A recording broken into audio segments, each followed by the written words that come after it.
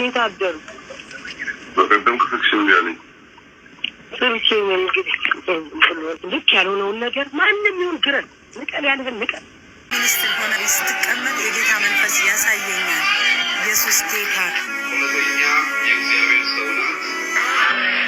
በመጨረሻም በርካቶች በጉጉት የሚጠብቁት መረጃ በእጅ ገብቷል። የሐሰተኛይቱ ነቢይት ብርቱካንና የጠቅላዩ ስልክ ጥሪ በርካቶችን ያስገረመ ሲሆን ከዚህ ሁሉ ከሀገራችን ትርምስ ጀርባ የጠቅላይ ሚኒስትሩ እጅ አለመኖሩና ከጀርባ ይህን ነገር እያስፈጸሙ ያሉት የሐሰተኛው መሲህ መንገድ ጠራጊዎች ለዚህ ሁሉ ተጠያቂ መሆናቸውን እነግራችኋለሁ።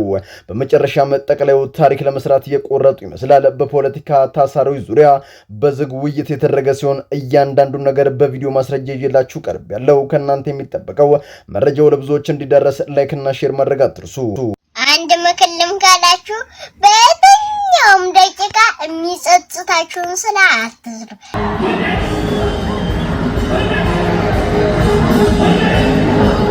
ታላቅ የምስራች! በመጨረሻም ተወዳጁ አርቲስት ሰላም ተስፋዬ ከዚህ ከጭፈረው ወጥታ በዝማሬ ተመልታለች።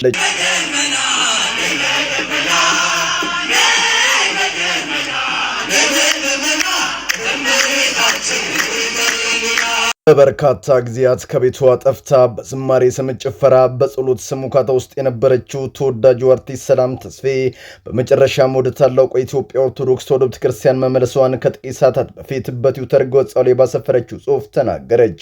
ለዚህ ሁሉ ነገር ከመጀመሪያ እስከ መጨረሻ ከጎኔ ሳትለየኝ ምርኩዞን አለደገፈችኝ ሰሚነሽ ኪዳነ ምሕረት ታላቅ ምስጋናን አቀርባለሁ ብላ ትጀምራለች። ምንድነው የተፈጠረው? በዝርዝር እንቃኘዋለን።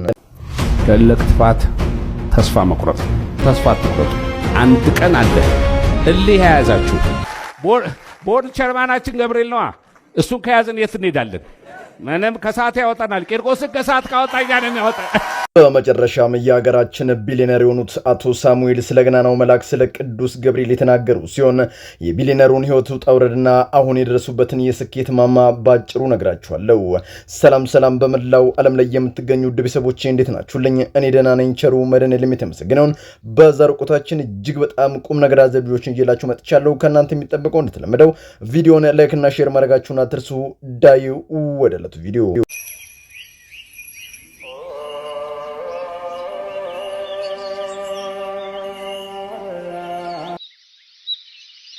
ለከ ኃይል ክብር ወስብሐት ወዕዘዝ እስከ ለዓለም። አንድ ምክልም ካላችሁ በየትኛውም ደቂቃ የሚጸጽታችሁን ስራ አትስሩ። ይህ የምትመለከቱት ኮንሰርት ሳይሆን እግዚአብሔርን የሚያመሰግኑበት መንገድ ነው። መናፍቃኖች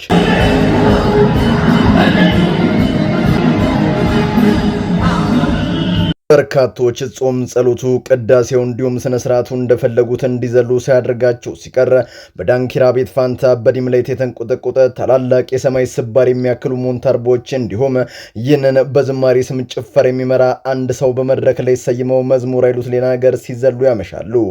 ሰላም ተስፋዬም ባለቤቷ ማንን ማግባቷን ተከትሎ ሃይማኖቷን ለትዳሯ ስትል ወደ ምንፍቅና ብታዞርም አሁን ግን ሁሉንም ነገር የበቃትና እጅ ያላትም ይመስላል። ይህንን ጫጫታ ሽሽትም ይመስላል ወራቶች በፊት ትግራይ ቤተሰቦቿ ጋር ያቀናቸው አያቷም ገና ከሩቅ እንዳዩዋት ነበር ያለቀሱት።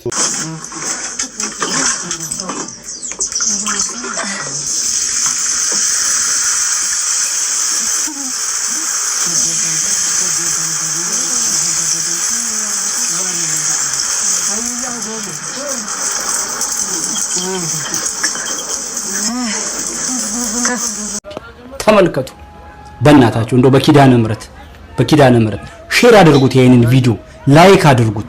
ማንም ሰው ይሄን ቪዲዮ የተመለከተ በሙሉ ላይክ እና ሼር ሳያደርግ እንዳያልፍ። ህይወት አንዳንዴ ሩጫውና ጫጫታው ሲያደክማችሁ ወደ እግዚአብሔር ቤት አቅኑ። በዚያም ትረጋጋላችሁ። አሊያም ጥቂት ከራሳችሁ ጋር የምትመክሩበት ጊዜ ለማግኘት እቅድ አውጥታችሁ በቃ ገጠር ግቡ። ሰላም ተስፋዬ በገጠሩ ቆይቷ በርካታ ነገሮችን ከአያቷ ለመማር ችላለች። አያቷም የዋዛ ሳይዱሉም አጠር ብሎ ወዛቸው የፊታቸውን ግርማ ጸዳል አላብሶት አንዳች መንፈሳዊ ጸጋንም አላብሷቸዋል። ሰላምም በትዊተር ላይ ባጋራችሁ መልእክቷ ይህንን የአያቷን ምክር እንዲህ ስትል ጽፈዋለች። አንዳንዴ ግራ ሲገባችሁ ወደ ተላላቅ አባቶችና እናቶች ቀረብ ብላችሁ የምታዋዩት ነገር ከየትኛው ማኪን በላይ ሰላምና መረጋጋትን አስተዋይነትን ይሰጣችኋል። እኔ ከኦርቶዶክስ ወደ መንፍቅናው ዓለም ስቀላቀል በሰዓቱ አያቴ በሰው ስልክ አስደውላ ያነባችው እንባ መቼም ከልቤ አልጠፋም። ሲቃው ሁሌም ያሳዝነኛል። ታዲያ ከወራቶች በፊት እረፍት ፍለጋ አያቴንም ቤተሰቦቼንም ለማየት ወደ ትግራይ አቅንቼ ነበር። በዚያም አሪፍ ጊዜን ያሳለፍኩ ሲሆን የአያቴ አጠር ያለች ምክር ሕይወቴን እስከ ወዳኛው ከጥፋት ታድገዋለች። አያቴም እንዲህ ብላ መከረችኝ። ልጄ መጽሐፍ ቅዱስ ምን ይላል መሰለሽ? አንቺን ከእግዚአብሔር የሚለይሽ ከሆነ አይደለም ትዳርሽን እናትና አባትሽንም መተው ይኖርብሻል። በዚያም ለፈጣሪ ያለሽን ጽኑ ታማኝነት ታረጋግጫለሽ። አብርሃም አባታችን ይህንኑ ነው ያደረገው። ምንም በጣዖት ከሚያመልኩ ቤተሰቦቹ ቢገኝም አምላኩን ግን ያለመታከት ይፈልግ ነበር። በኋላም በዚህ አስተሳሰቡ ክርስቶስን በመፈለጉ ከቤተሰቦቹ ተለይቷል። አንቺም ይህንን ማድረግ አለብሽ። የቱ ጋር ነው እውነቱ ያለው፣ የቱ ጋር ነው ሐቁ ያለው የሚለውን መፈለግ አለብሽ። አሁን በለሽበት ቤተ እምነት ፈራጁ ጌታ ከክብሩ ዝቅ ብሎ አማላጅ ሆኗል። የእናታችን የቤታችን ቅድስት ድንግል ማርያም ስም መጥራት ነውር መስሎ ታይቷል። እግዚአብሔር ያከበራቸው ቅዱሳን በእጅጉ ቀልዋል፣ ተዋርደዋል፣ በእግዚአብሔር ስም ተነግደዋል። ቤት መኪና ይሰጣል በሚል አጉል ተስፋም የብዙዎች ሕይወት ተመሰቃቅሏል። እስኪ ቆም ብለሽ አስቢው የቀደሙት ሐዋርያትና የአሁኖቹ ነብይና ፓስተሮች ልዩነትን። የቀደሙት አባቶች ነፍሳትን ለማደን ሲሮጡ፣ የአሁኖቹ ውድ መኪና አለፍ ሲልም የግል አውሮፕላን እንዲኖራቸው ይራወጣሉ። ልጄ ይችን መጽሐፍ ቅዱስም አንብቢያት ሲሉ በብራና የተቀረጸች አስደናቂ መልእክትንም ያዘለች መጽሐፍን ይሰጧታል። ያቺ ዕለት ያቺ መጽሐፍ ሰላምን ወደ ልቡኗ መለስ ብላ እንድታስተውል ረዳት። እያለቀሰችም ሰሚናሽ ኪዳነ ምሕረት የእውነትም ሰማችኝ፣ አያቴ ውስጥ ሆኖ ተናግሮ ያስተማረኝ አምላኬን አመሰገንኩት፣ ያለሁበት መንገድ ልክ አይደለም፣ በቅርቡ ወደ ቤት እመለሳለሁ ስትል ጽሑፏን ለብዙ ተከታዮቿ አጋርታለች። ሰላምዬ መመለሽሽን በእጅጉ ናፍቃለሁ፣ ክበሪልኝ።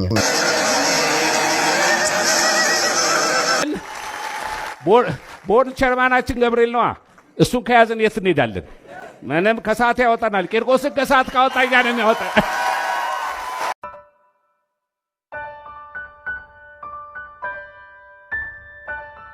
ኢንጂነሩ አቶ ሳሙኤል ታፈሰ ከዚያ ከድህነት ወጥቶ ዛሬ ለደረሰበት ቦታ ምን አድርግ የሚለውን በጥቂቱ እንመለከታለን።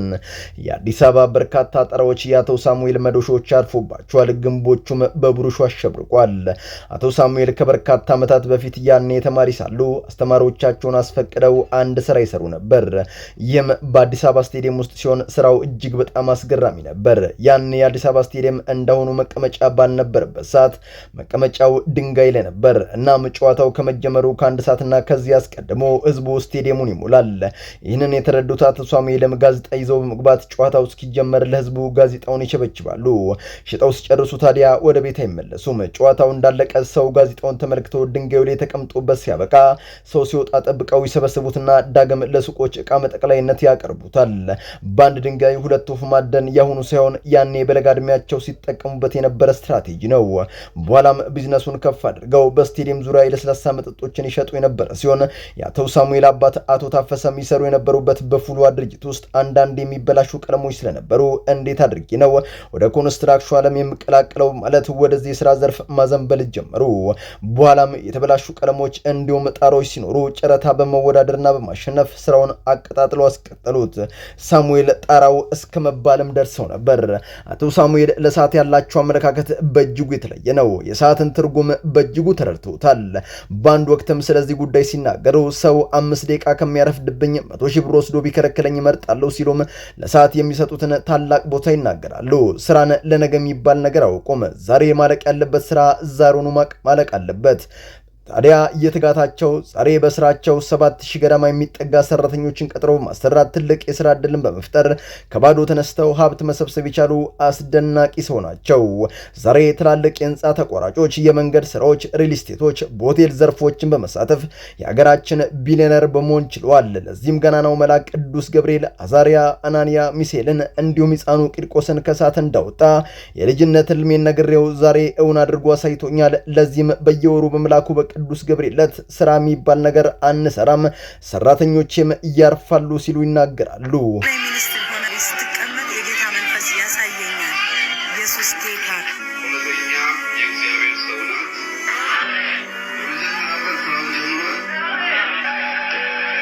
እንዴት አደሩ? በቀደም ክፍክሽን ቢያለኝ ስልኬን እንግዲህ ልክ ያልሆነውን ነገር ማንም ይሁን ግረን ንቀል ያለህን ንቀል። ክብር ለጌታ ይሁን። በፍጹም እግዚአብሔርን ያስቀመጠ አንተን ዘመድ አላስቀመጠህም፣ አገልጋዮች አላስቀመጡህም። ማንንም መልካም ቀን ይሁንልህ። አንተ ብሩክ ነህ፣ የተባረከ አጃና ማጋዶ ጎሎጎዲያ በኢየሱስም በጌታ በኢየሱስም የተሰወረ ሀሳብና ፈቃዳቸው እግዚአብሔሩ የተገለጠ እንዲሆን እኔ በኢየሱስ አለን። ሃሌሉያ። የሚቋቋም የለም ነው የሚል በማንነቱ የተገለጠው የሚል የጌታ መንፈስ የተገለጠው እግዚአብሔር ለአጀንዳው በፈለገው ዓላማ ነው የተገለጠው። ስለዚህ በዚህ ክብር ገልጸሃል ይላል የጌታ መንፈስ። የሚያሳፍሩ ግን ይኸውልህ 100% ያፍራሉ። እኔ ቢያንስ ንስሐ ገብቻለሁ።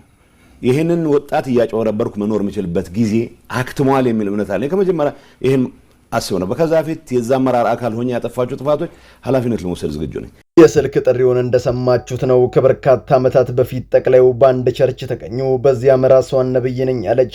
ስሟም ብርቱካን የተባለች አንዲት ሴት ጠቅላዩን አንበርክካ ቃል አወጣች። በሚመጡት ዓመታቶች መሪ ስትሆን ይታየኛል ስትልም ተናገረች። ይህንን ያለችው ይላሉ በርካቶችም ሲናገሩ፣ በሰዓቱ ጠቅላዩ ይሄዱበት የነበረውን እያንዳንዱ ነገር በግልጽ ስለሚነግሯት ያንን በመገመት ነው እንጂ ነብይ አይደለችም። በዚህ ታቤላ ግን የህዝብ ኪስ ታጥባለች ሲሉ ቄስ በሊና ይናገራሉ። ታዲያ ከጠቅላዩ እያንዳንዱ ጥፋት ጀርባ ይህች ነቢትና ሌሎችም ፓስተሮች ሙሉ ኃላፊነቱን ይወስዳሉ።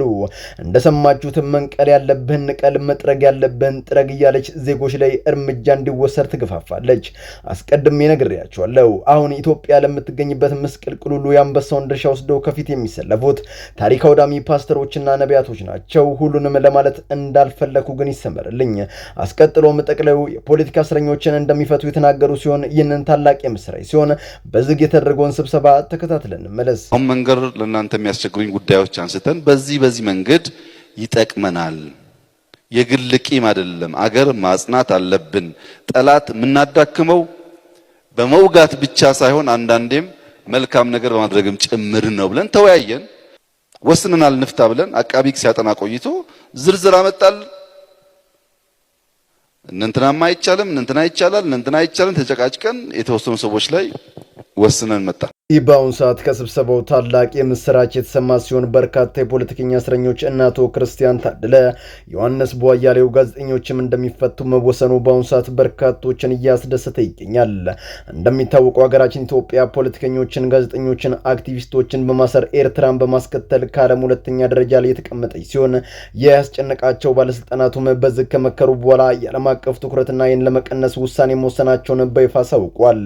ከታሰሩት ውስጥ ግን ሁሉንም ሳይሆን የተመረጡትን ብቻ ለመፍታት እንደታቀደ የታወቀ ሲሆን ይህም በአሁኑ ሰዓት እነማን ይፈታሉ የሚለውን አጓጊ ያድርጉታል። ከሚፈቱት ውስጥ እነማን የሚገኙ ይመስላችኋል? ኮሜንት ላይ ሀሳባችሁን ጻፉልኝ። በመላው ዓለም ላይ የምትገኙ ቤተሰቦቼ ለዛሬ እናንተን ያስተምራሉ፣ ይጠቅማሉ፣ መረጃ ምናሉ ብዬ ያሰብኳቸውን ቪዲዮዎች በዚህ መልኩ አቀረብኩላችሁ። በቀጣይ በሌሎች አስተማሪ ቪዲዮዎች እንገናኛለን። ለዚህ ቻናል አዲስ ከሆናችሁ ምን ይጠብቃችሁ ነው? መለስ እያላችሁ ሰብስክራይብ፣ ላይክ፣ ሼር ማድረጋችሁን አትርሱ። ባላችሁበት ሁሉ ክፉ ሳይነካችሁ በሰላም በቸር በጤና ቆዩልኝ። ይመቻችሁ።